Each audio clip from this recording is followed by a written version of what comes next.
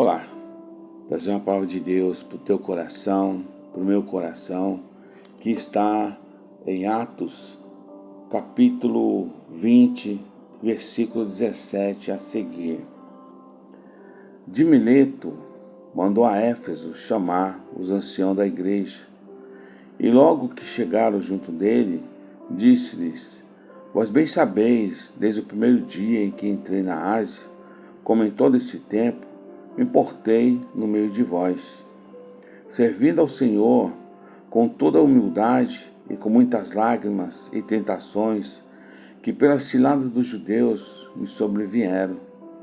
Como nada que útil seja, deixei de vos anunciar e ensinar publicamente pelas casas. Glórias a Deus. Queridos irmãos, querida igreja, queridos ouvintes e amados seguidores desse canal em Cristo, Paulo é um orgulho para todo evangélico, um exemplo de homem de Deus. E Paulo fala sobre a sua visita outra vez em Macedônia e na Grécia, e depois que ele volta para a Ásia. Ele dá um discurso aos anciões da igreja de Éfeso. E ele diz que com muitas lágrimas e tentações que pela cidade dos judeus me sobrevieram.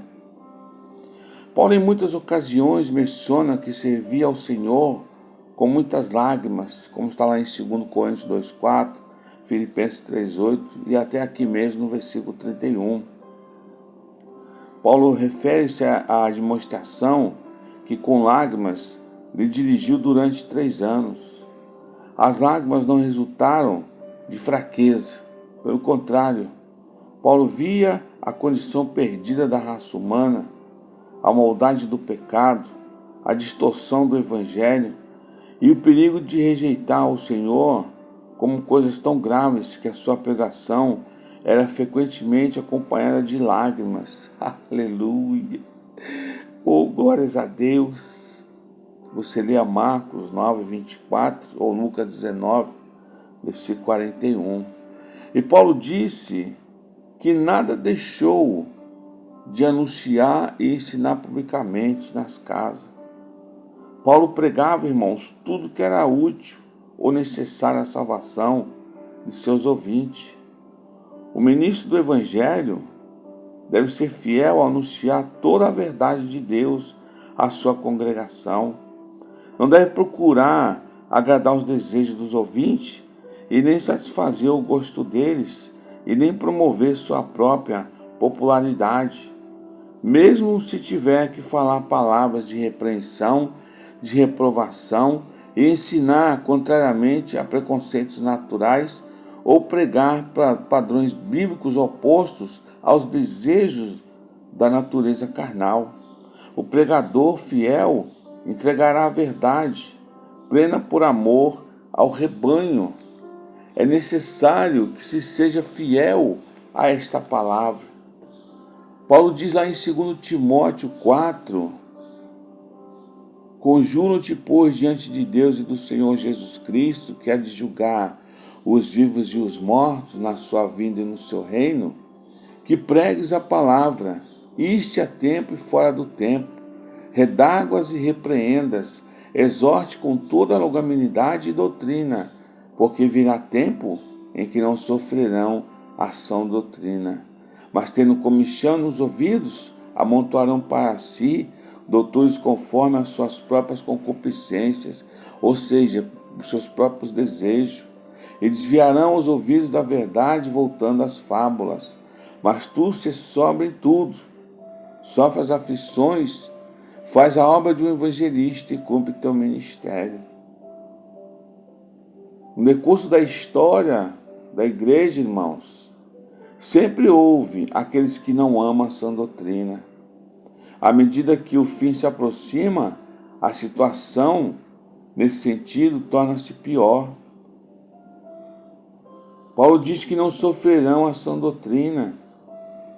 Muitos professarão ser cristão, frequentarão igreja e mostrarão que servem a Deus, mas não aceitarão a fé apostólica original do Novo Testamento e nem as exigências bíblicas ordenando que o crente se separe da injustiça.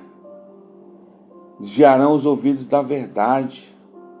A autêntica pregação bíblica de um homem de Deus não será mais aceita por muitas igrejas.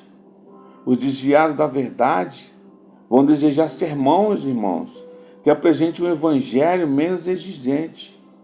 Já não aceitarão trechos da palavra de Deus que tratam de arrependimento, de pecado, de perdição, de necessidade da santidade e da separação do mundo. Só vão procurar pregadores com pregações humanistas, pregações motivacionais. Aí é onde Paulo diz que amontoarão para si doutores conforme os seus próprios desejos.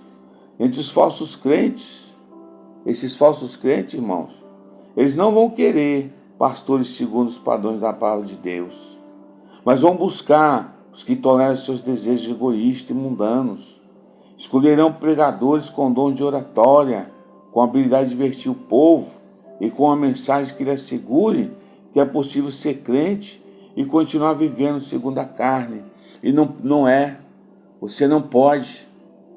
Ou você aceita Jesus como verdadeiro Senhor da tua vida e larga de mão os pecados, ou você não herdará o reino de Deus.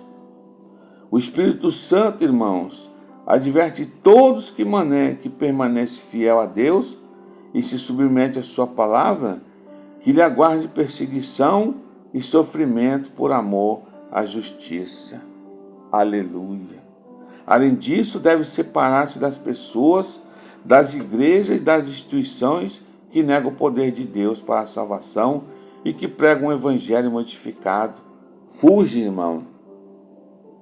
Fuja dessa igreja idólatra, igreja que não prega a salvação, igreja que não prega o arrependimento, igreja que não se faz milagre, que não expulsa demônio, igreja, irmão, que estão aí só fazendo festas. Fuja dessas igrejas. Leia lá Apocalipse 2:24. Devemos sempre ser leais ao Evangelho do Novo Testamento e aos fiéis ministros de Deus que proclamam assim. Assim poderemos ter certeza da estreita comunhão com Cristo e de tempos de refrigérios pela presença do Senhor. Paulo diz que vão se desviar da palavra, vão se desviar da verdade. A paz de Deus deve ser o nosso supremo guia, a verdade e norma de vida, irmãos. Devemos ter a paz de Deus dada pelo Espírito Santo como nosso guia único e suficiente no julgamento daquele que cremos e fazemos. A tendência de certas igrejas de formular doutrinas práticas ou novas verdades, partindo de experiências subjetivas de milagres, o sucesso dos alvos centralizados nos homens, sem sólida autenticidade bíblica, são um dos meios principais que Satanás vai semear o engano durante a apostasia dos últimos dias. E você tem que estar vigilante, você tem que estar preparado. Pregue a palavra, iste a tempo e fora do tempo, reguardas, repreende, exorte com toda a longanimidade e doutrina. Deus te abençoe e te põe no caminho certo do Senhor, sem fábulas, sem pregações motivacionais, sem igrejas que parecem boate, mas no verdadeiro caminho do Senhor. Glória a Deus.